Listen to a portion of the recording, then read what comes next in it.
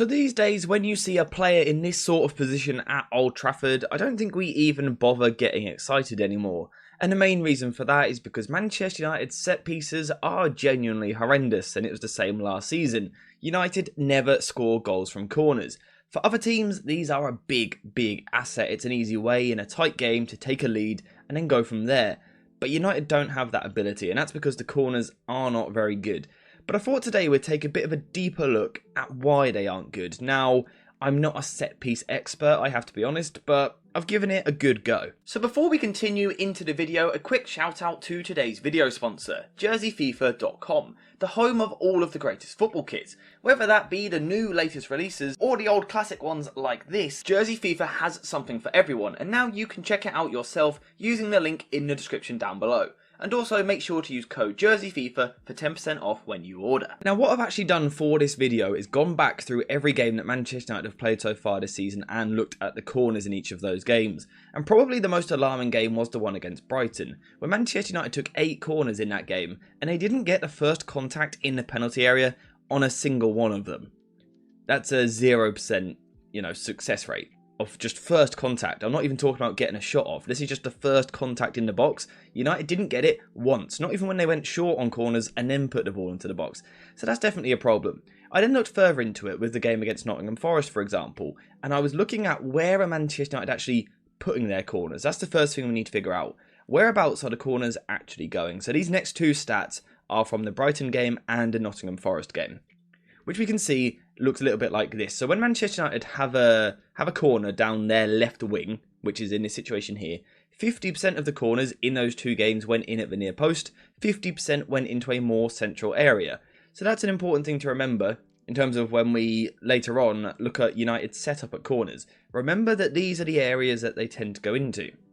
And if we go over to the other side, it's a similar story, although there's more crosses in at the near post on this side of the pitch, with less being in that central area. Although I thought it was quite interesting that in this game, not a single corner went deep towards the far post. Now, of course, there is also the discussion of short corners, but honestly, United's short corners at times look so disorganised that I can't particularly be bothered to break them down today, just because I don't think we learned too much about them. But what we did learn a little bit from was, like I've said already, that game against Brighton. So I thought we would take a look at one of the corners from this game and then maybe compare it to what other teams are doing and, what other better teams are doing with their corners and their set pieces. So here we have United against Brighton. The first thing I want to point out is the setup. United do have a 3 versus 2 in the short situation. So if United were to play the ball short and there was to be some sort of, pre-planned pattern in place, United could get the overload in this area. For example, perhaps what you could do, if I get the relevant tool up, is you could have this player here maybe make a dart into this area, which could free up room for someone like Marcus Rashford. That's a distinct possibility. But United definitely could go short from the corner. But instead, what we see on this particular occasion is that Bruno Fernandes chooses to play the ball more direct into the middle. So he chooses not to go for the short corner. So, that's fair enough. You don't have to go short with every corner, even if the setup is there. But, it's just something that we could look at in the future.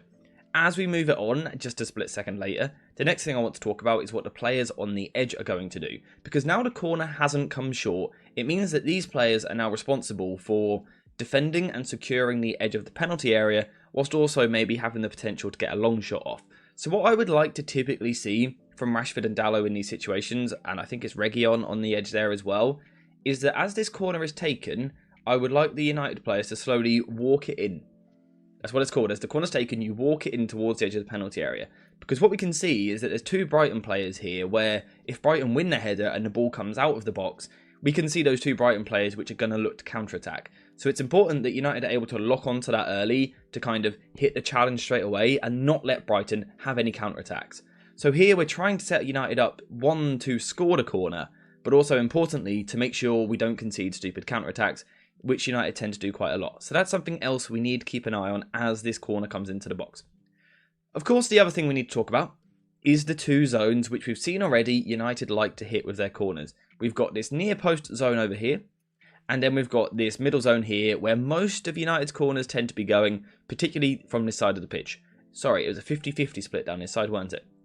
So these are the two areas we need to look at. So we can see in that first zone, United do have one player, Casemiro, approaching that area. And then we've got kind of 4 players in and around this zone here. If we move it on, again, just a split second, this is now the sort of movement that we could perhaps expect to see from United to attack those 2 zones. So we know that the cross is more than likely going to come into the near post or into the central area. So for example, perhaps Casemiro could make a dart near post, perhaps Lindelof could make a dart near post to make sure that area is occupied.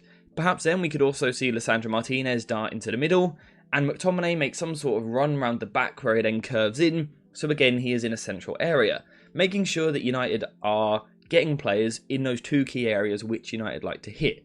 Now, it's one thing that in this freeze frame they are all standing here, but it's also important that they move into these areas, because winning a header from a standing still jump is actually quite difficult. It's much easier to run, jump and attack the ball. So you want to see movement in these areas, not just jumping vertically and winning it. We need to see movement and a bit of momentum to go up and challenge the header. So it is important that these United players move. Now, what we're going to get, if we just play it again, literally a split second, the ball has now been played into the box. No one really seems to have moved. Casemiro is in the exact same position. Lindelof and Lisandro Martinez are both still on the penalty spot. McTominay has kind of come in a little bit from this outer area, but where the ball's going to end up, he's never going to win that contact. So that's a little bit concerning. Literally, no player has moved for this corner, and this is where the first contact is for Brighton. Now, if we're talking about the United danger area, where United like to put the ball in, this is where United like to aim with their crosses. We've had the stats to prove it already. If we just quickly go back to them, we know that United like to hit crosses into quite central areas in the box. So why, when the ball goes into that area, is no one there? Why has no one attacked that? Lindelof could have made a run into that area. Someone like Lisandro Martinez could have made a run into that area. I actually don't mind the initial structure which United set up with on set pieces. But when the ball's actually coming into the box, look how just unchallenged these Brighton players are. So in that first zone, again, that near post, we do at least have Casemiro there. But in terms of what we would class as the danger area of the penalty box, the area we know United like to put their corners, there's not a single player. And there's 1, 2, 3, 4, 5, 6, 7, 8 Brighton players which are closer to that area than Manchester United players.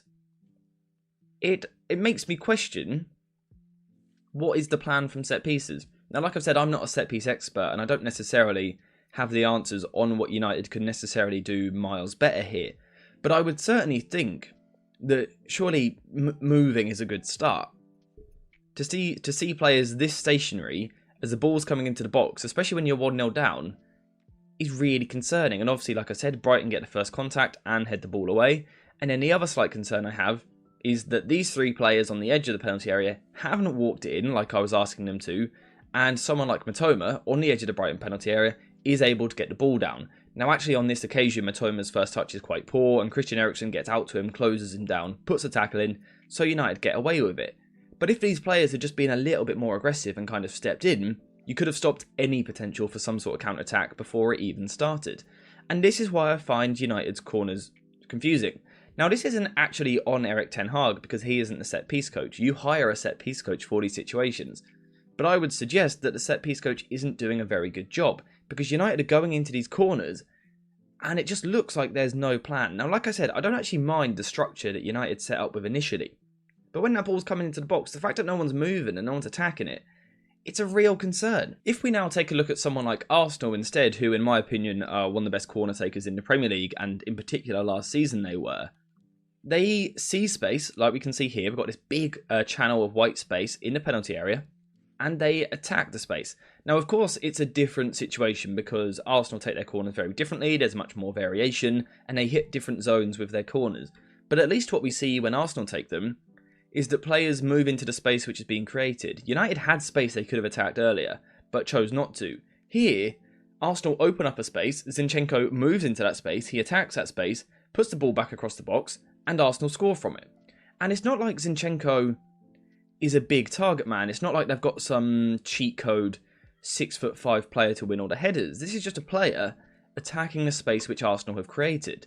United kind of created space in that last scenario. but show no interest in attacking it, and that's what confuses me the most about this whole thing. Why United players aren't doing simple things like tracking this movement, and again it does come down to the set piece coaches. We've got another one here for Arsenal. Now what we can see is, in terms of, if we're talking about that danger area, we can see how close all of these Arsenal players are in the middle of the box, which gives us a slight hint of the rough area this ball is going to go into. But if we look, we can see Ben White and Gabriel on the edge here, these two, White and Gabriel, around the penalty spot. Now, what we're going to see as the ball comes in is that they end up much closer to the 6-yard box. It's not a significant amount of movement, but at least it's a positive movement towards where the ball is going to go. And also, Martinelli on the edge, if you watch him, he also walks it in as the cross comes into the box to help secure any potential of a counter-attack for the opposition.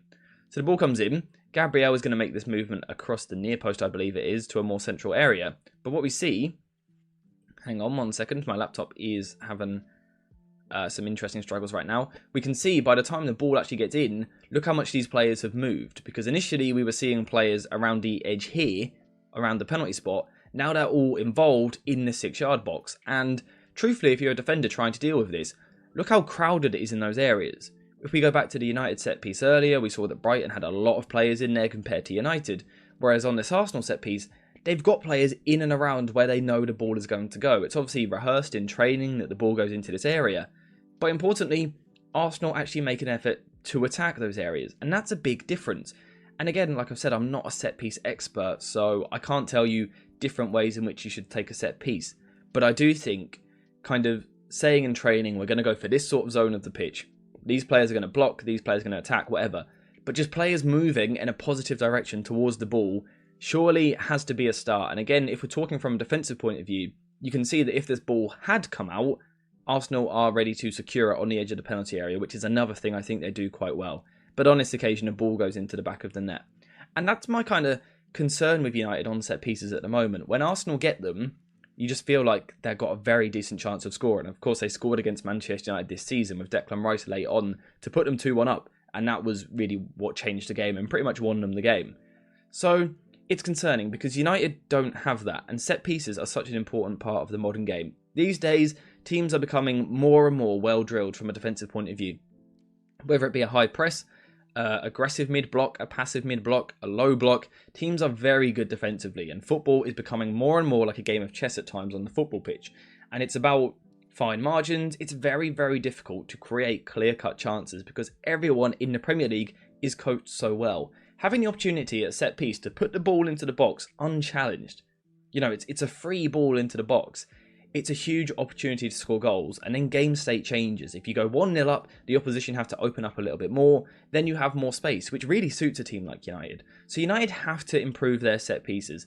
This, in my opinion, is a little bit of what is going wrong. It's just a lack of attacking the ball, and it feels like a lack of proper routine coached into the side. It would be interesting to see actually how much time United spend on set pieces on the training ground. Of course, we don't have that information. But yeah, I just kind of wanted to point this out because I thought it was quite an interesting thing to look at. But let me know what you think in the comments down below. What do you think is wrong with United set pieces? Do you think it's a case of we don't work on them enough? We haven't got good set piece takers. We haven't got good targets in the middle. The routines aren't good enough. The routines aren't worked on. Let me know what you think in the comments down below. But apart from that, thank you guys for watching. I hope you have enjoyed it. And as always, I'll see you in the next one.